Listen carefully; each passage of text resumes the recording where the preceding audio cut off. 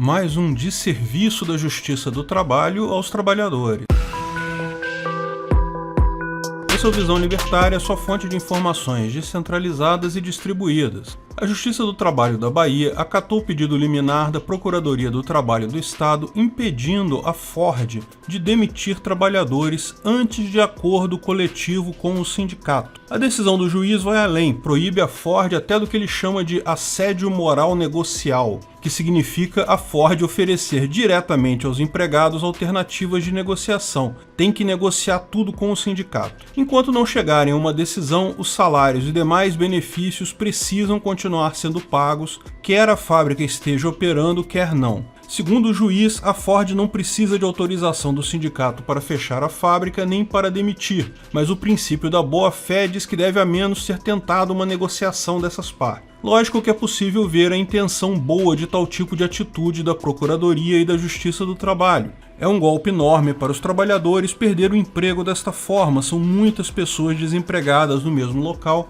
Tenho certeza que o clima de incerteza e indefinição dessas pessoas é realmente preocupante. Mas a coisa vai além. Muito dinheiro vai deixar de circular no comércio e em atividades que davam suporte à fábrica da Ford. Isso não apenas vai piorar a situação econômica daquela região, como também vai diminuir significativamente a arrecadação de impostos. Os municípios de Camaçari e Dias d'Ávila, onde está o polo industrial de Camaçari, têm praticamente toda a sua arrecadação derivada deste polo industrial. O próprio estado da Bahia recebe quase 22% da sua arrecadação dali. Lógico, o polo industrial não é só a Ford, tem inúmeras outras empresas naquela região, mas a saída da Ford certamente vai representar uma diminuição da arrecadação. Portanto, de um lado, temos o estado vendo ir embora grande parte da sua arrecadação e, de outro lado, uma belíssima justificativa para pressionarem a Ford por mais dinheiro. Dizer que estão fazendo isso pelos trabalhadores. Mas a situação é clara, a Ford já decidiu fechar a fábrica. Não tem muito o que negociar com o sindicato se a empresa já decidiu que vai fechar as portas. Mas sempre se pode pedir alguma coisa a mais, uma indenização maior, um programa de recolocação, seja lá o que for. Não vai resolver nada no final das contas, mas um pouco mais de dinheiro no bolso do trabalhador sempre ajuda.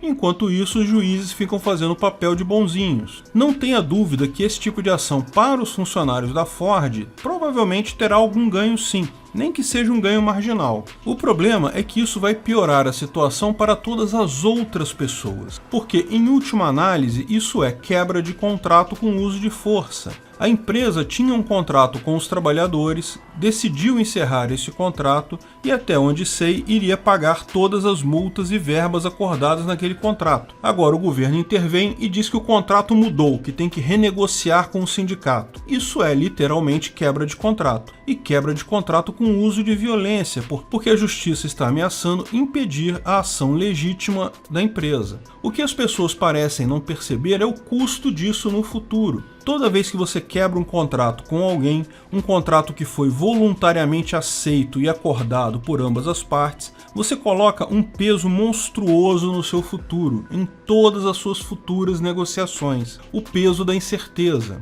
Todas as outras pessoas que forem fazer contratos com você no futuro vão lembrar que, no passado, você quebrou aquele contrato. Quando forem negociar com você, vão pensar duas vezes. Mesmo se aceitarem fazer tal contrato, vão embutir custos com o valor dessa incerteza. Pior, esse problema que sempre existiu no Brasil vai piorar com a passagem do tempo devido à informação descentralizada e distribuída. Hoje em dia todo mundo sabe o passado negocial de todo mundo. Se você quebrou contratos no passado, vai ficar registrado e pessoas que forem fazer contrato com você no futuro vão levar em conta essa informação. Essa tendência natural aqui no Brasil das pessoas romperem contratos vai se tornar algo muito pior ao longo do tempo. Sim, lógico, você pode dizer que quebrou o contrato por um bom motivo. Olha os pobres trabalhadores, Mas esse tipo de preocupação você deveria ter tido antes de assinar o contrato. Querer mudar as regras depois é quebra de contrato. Não existe preço caro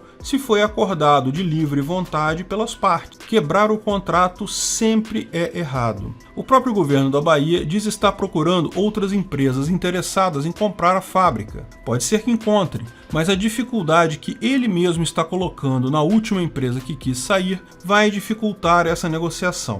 O resultado final dessa ação na Justiça do Trabalho vai ser o de sempre. Alguma pequena ajuda aos funcionários da Ford que mal fará diferença no grande esquema das coisas, a troco de uma piora em todas as negociações do futuro. E isso não é nenhuma novidade quando se trata de governo brasileiro. É por isso que estamos num buraco tão fundo em nossa economia, anos e anos do governo fazendo exatamente isso. Sempre escolhendo o populismo fácil da hora ao invés da manutenção do bom nome de quem honra contratos. É por isso que o Brasil se afunda cada vez mais na miséria. Uma sociedade só é próspera de verdade quando os contratos são respeitados. Pacta sunt servanda. O contrato faz lei entre as partes. Mas a conveniência política ou ideológica muitas vezes fala mais alto. Mais fácil dizer que o capital internacional está desempregando pessoas cruelmente, temos que pegar dinheiro deles, do que lembrar que tudo isso foi aceito num contrato voluntário por ambas as partes. Pior, essa já tradicional quebra de contratos trabalhistas, padrão desde que Getúlio Vargas inventou esse absurdo que é a Justiça do Trabalho,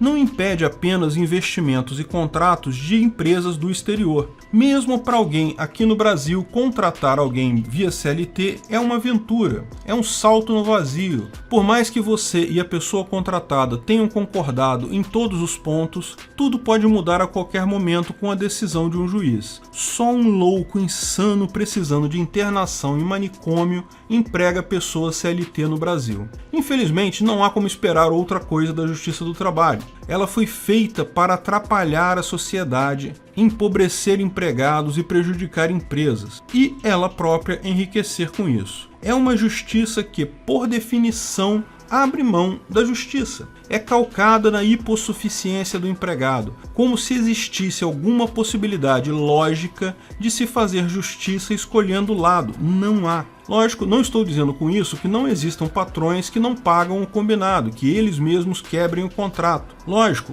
nesses casos devem ser igualmente punidos. O contrato é a lei. O problema é que isso não pode ser feito com uma justiça com pendão ideológico. Não resolve o problema, só empurra ele para outras pessoas. Só existe um tipo de justiça, que é aquela absurdamente imparcial e cega. Só a justiça privada consegue chegar a esse nível de imparcialidade, como explicamos no vídeo Qual o Limite da Justiça Privada. Porque, como explicamos, sempre que a justiça decide coisas supostamente a favor do empregado, o mercado vai compensar isso diluindo o salário de empregados no futuro pelo risco de contratar aquele tipo de empregado. Automaticamente a Justiça do Trabalho deixou de fazer justiça e virou apenas um mecanismo meio maluco que tira dinheiro dos trabalhadores no futuro, ao diminuir o salário futuro deles, e dá esse dinheiro para pessoas que foram reclamar no passado. E lógico, pega muito dinheiro nesse processo via impostos para bancar ela própria. A Justiça do Trabalho, vocês sabem, já custa mais em um ano do que todos os processos de indenização pagos na Justiça do Trabalho no mesmo ano. Para que ainda existe essa excrescência fascista da era Vargas nos dias de hoje?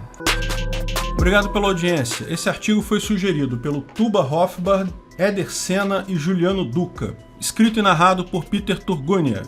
Esse vídeo foi um oferecimento de armataweb.com, cloud e serviços de data center, 100% de compromisso com a satisfação e privacidade dos clientes. Aceitamos Bitcoin, veja o link na descrição do vídeo. Se você gostou desse vídeo, clique no like e compartilhe ele em suas redes sociais. Se inscreva no canal para nos ajudar, clicando no botão vermelho abaixo. Se quiser ser avisado de novos vídeos, clique no sininho ao lado. Saiba mais sobre o nosso projeto no site visãolibertaria.com. Lá você pode sugerir novos artigos, escrever artigos, patrocinar e muito mais. Confira visãolibertaria.com. Até a próxima!